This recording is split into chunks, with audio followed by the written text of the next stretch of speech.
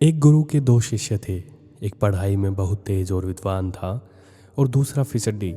पहले शिष्य की हर जगह प्रशंसा और सम्मान होता था, जबकि दूसरे शिष्य की लोग उपेक्षा करते थे।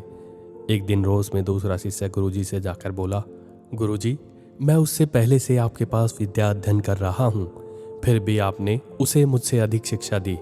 गुरुजी थोड़ी देर मौन रहने के बाद बोले, पहले तुम एक कहानी सुनो। एक यात्री कहीं जा रहा था। रास्ते में उसे प्यास लगी।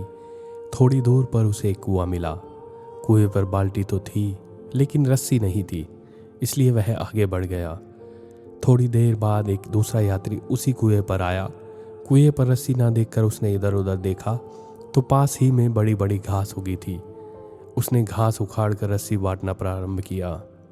थोड़ी देर में ही एक लंबी रस्सी तैयार हो गई, जिसकी सहायता से उसने कुएं से पानी निकाला और अपनी प्यास बुझा ली। गुरुजी ने उस शिष्य से पूछा, अब तुम यह बताओ कि प्यास किस यात्री को ज्यादा लगी थी। शिष्य ने तुरंत उत्तर दिया कि दूसरे यात्री को। गुरुजी फिर बोले, प्यास दूसरे यात्री को ज्यादा लगी थी, यह हम इसलिए कह सकते हैं क्योंकि उसने प्यास बुझाने के लिए परिश्रम किया। उसी प्रकार तुम्हारे सहपाठी में ज्ञान की प्यास है, जिसे बुझाने के लिए वह कठिन परिश्रम करता है, जबकि तुम ऐसा नहीं करते। शिष्य को अपने प्रश्न का उत्तर मिल चुका था। वह भी कठिन परिश्रम में जुट गया।